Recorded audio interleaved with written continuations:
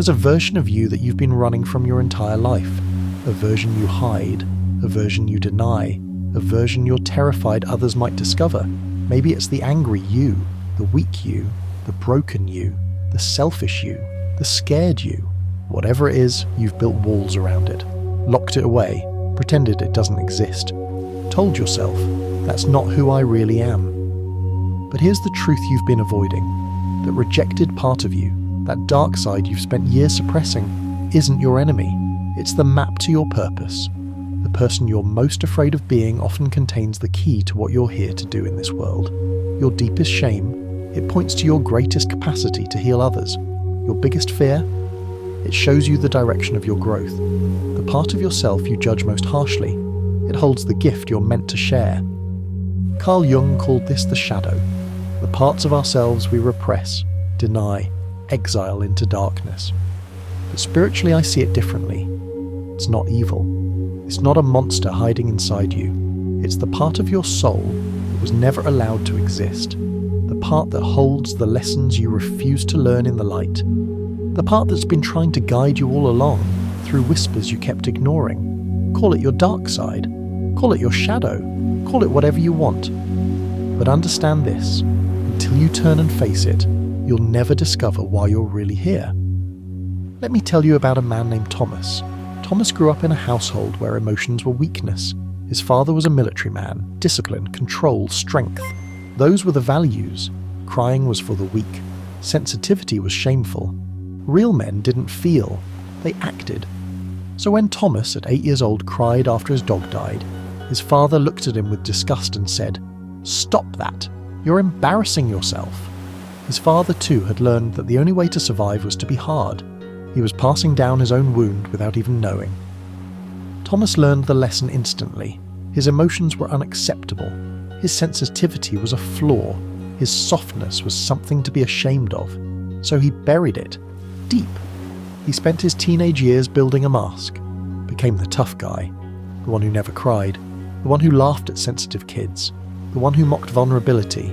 He wasn't cruel by nature, he was protecting himself, because if he could reject sensitivity in others first, maybe no one would discover it still existed in him.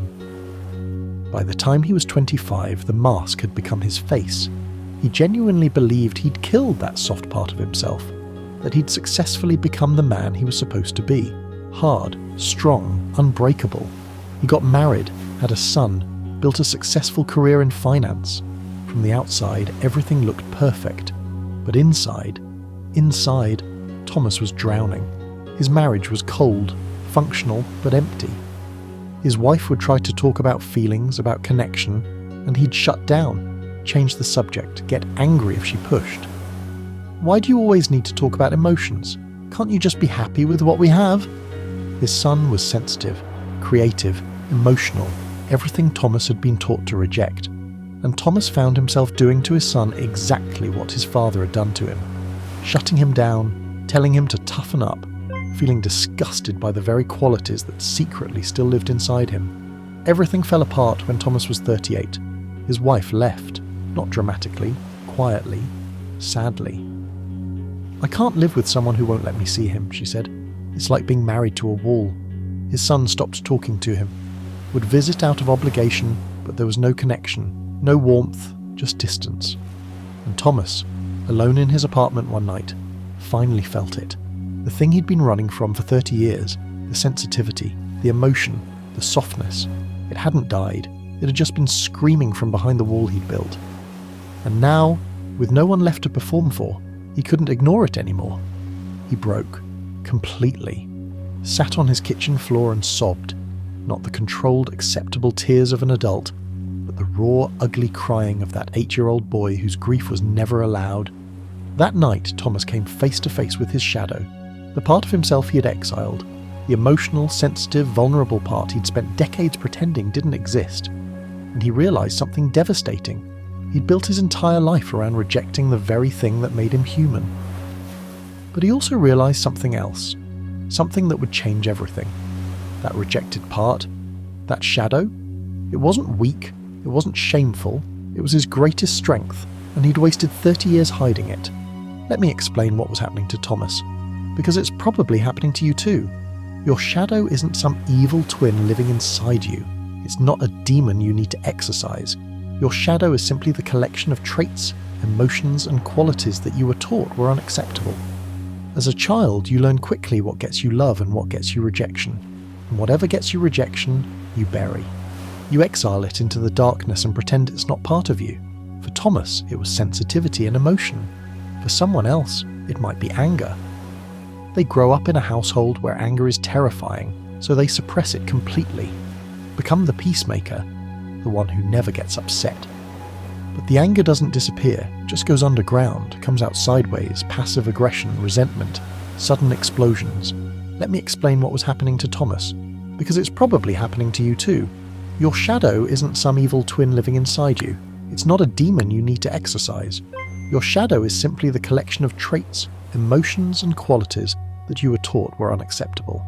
As a child, you learn quickly what gets you love and what gets you rejection. And whatever gets you rejection, you bury. You exile it into the darkness and pretend it's not part of you. For Thomas, it was sensitivity and emotion. For someone else, it might be anger. They grow up in a household where anger is terrifying, so they suppress it completely. Become the peacemaker, the one who never gets upset.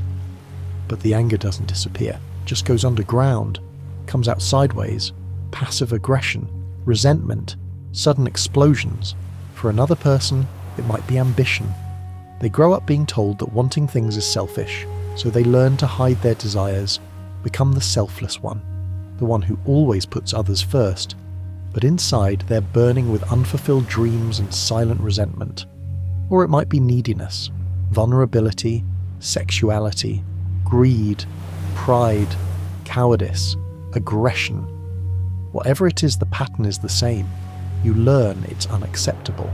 You bury it. You pretend you don't have it. And then you spend your life battling it in secret. But here's what you don't realize. The traits you exile don't disappear. They just operate from the darkness. You see them in others and react with disgust. I can't stand people who are so emotional. I hate needy people. Angry people are toxic. What you're really saying is, I'm terrified I'm secretly like that, and if I judge them harshly enough, maybe I can convince myself I'm not. This is called projection. You attack in others what you fear in yourself.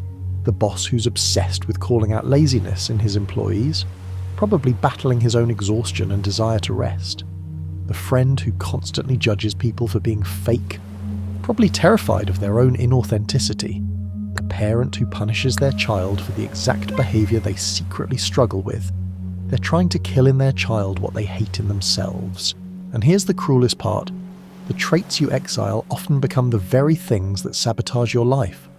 Thomas rejected his sensitivity, so his relationships fell apart, because relationships require vulnerability, and he'd made vulnerability his enemy.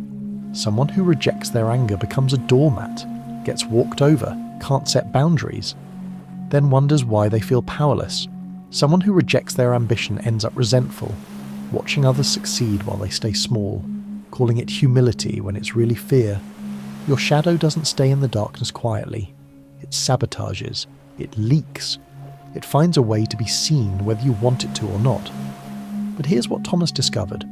What every person who confronts their shadow eventually discovers.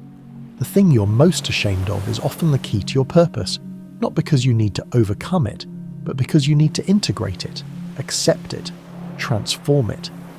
Thomas's sensitivity, the thing he'd spent 30 years rejecting, wasn't his weakness. It was his superpower, his ability to feel deeply, to understand emotion, to connect with vulnerability. He'd just been using it against himself instead of for others. There's an ancient understanding about wounds and purpose. It shows up in every spiritual tradition, every mythology, every story of transformation. Your wound is your gift. The thing that hurt you most is often the thing that makes you uniquely capable of healing others. The person who suffered addiction becomes the most powerful sponsor. The person who survived abuse becomes the most compassionate therapist. The person who battled depression becomes the guide who can see others in the dark. Not because they're over it, but because they've walked through it. They know the terrain. They can hold space for others in a way someone who's never been there can't. Think about it. The one who explodes in anger. They might be the one who feels everything too intensely and never learned how to hold it. Their purpose might be to teach others emotional regulation after they learn it themselves. The one obsessed with control, they might be the one whose purpose is to create safety and structure for others after they learn to do it without fear. The one who hides in shame for what they've done, they might become the safest place for other people who think they're unforgivable. The one terrified of their own selfishness, they might be the one called to teach healthy boundaries after they stop punishing themselves for having needs. Thomas spent 2 years in therapy, not to fix himself, but to understand himself, to integrate what he'd rejected. He learned that his sensitivity wasn't weakness, it was capacity, the ability to feel deeply, to empathize, to understand pain, to hold space for others' emotions. All the things he'd seen as flaws were actually gifts. He'd just been using them to torture himself instead of serve others. And slowly, he began to see a path, a purpose. He started a support group for men who, like him, had been taught that emotions were weakness, men who'd built walls so thick they'd forgotten there was a person inside them. He didn't teach them to be tough, he taught them to be whole, to integrate their strength with their softness, their power with their vulnerability. And he could do this. He could reach these men in a way a therapist who'd never battled this couldn't, because he'd been there. He knew the shame, he knew the fear, he knew what it cost to reject your own humanity. His wound became his gift, his shadow became his light. Thomas didn't become someone else, he became more fully himself. He integrated what he'd rejected. And that's the paradox. Your purpose isn't found by becoming perfect, it's found by becoming whole, not by eliminating your shadow, but by bringing it into the light, by accepting it, by understanding that the traits you judged as weaknesses are often your greatest strengths, just misunderstood, misdirected, unintegrated. Your shadow shows you 3 things. 1, the wound you're here to heal. Whatever hurt you most, whatever you had to survive, endure, overcome, that's what makes you capable of helping others through the same thing. Your pain isn't random, it's preparing you for something. 2, the truth you're here to integrate. Whatever you rejected in yourself, whatever you decided was bad or unacceptable, that's what you need to bring back into wholeness. You can't help others integrate what you haven't integrated yourself. 3, the fear you're here to walk through. Whatever terrifies you most about yourself, that's the direction of your growth. That's where your power is hiding. Your purpose is on the other side of your fear. So how do you actually do this? How do you face your shadow and transform it into purpose? It's not a one-time event, it's a practice. Here's how it works. Step 1, name it. You can't integrate what you won't acknowledge. Sit with yourself and ask, what part of me have I been rejecting? What trait do I judge most harshly in others?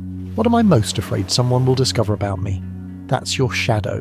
Name it. Write it down. Admit it exists. For Thomas it was, I'm deeply emotional and sensitive, and I've spent my life pretending I'm not. Step 2. Understand its origin. Your shadow wasn't created randomly.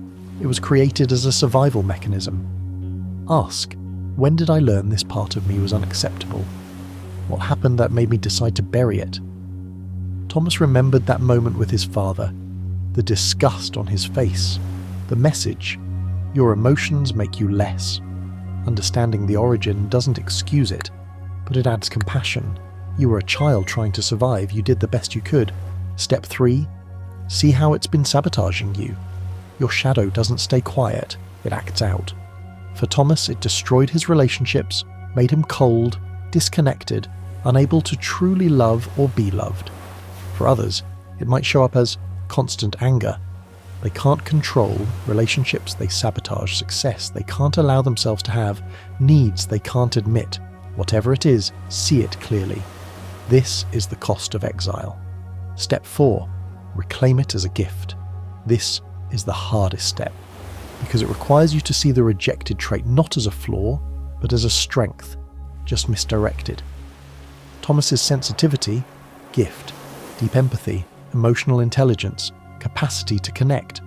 Someone's anger, gift, passion, sense of justice, ability to set boundaries. Someone's neediness, gift, capacity for intimacy, vulnerability, deep connection, The shadow isn't bad, it's just been operating in darkness. Bring it into light, and it transforms. Step 5. Use it to serve. This is where shadow becomes purpose. Once you've integrated your rejected trait, you become uniquely capable of helping others integrate theirs. Your wound becomes your medicine. Your darkness becomes your light. Your shame becomes your strength. Thomas helps men reclaim their humanity. Someone who survived addiction helps others find sobriety. Someone who battled anxiety teaches others to find peace, not from a place of "I've conquered this," but from a place of "I've walked through this and I can walk with you." So let me ask you, what part of yourself have you been running from? What version of you are you most afraid others will see? What trait do you judge most harshly, in yourself and in others? That's not your enemy, that's your guide. That rejected part of you is trying to show you something, trying to tell you something about why you're here. The wound you carry is not random, it's preparing you to help others heal the same wound. The trait you despise in yourself, it's not a flaw, it's a gift you haven't learned to use yet. The fear you can't shake, it's pointing you toward your purpose. You don't find your purpose by becoming someone else. You find it by becoming fully yourself, including the parts you've been rejecting. Your shadow is not the problem, your rejection of it is. So stop running, stop hiding, stop pretending that dark part of you doesn't exist. Turn around, face it, ask it, what are you trying to teach me? Because on the other side of that conversation is the answer to the question you've been asking your whole life. Why am I here? Thomas is 42 now. He runs his men's group twice a week. He's rebuilding his relationship with his son. Slowly, honestly, vulnerably. He's not perfect. He still struggles. But he's whole now, because he stopped fighting himself.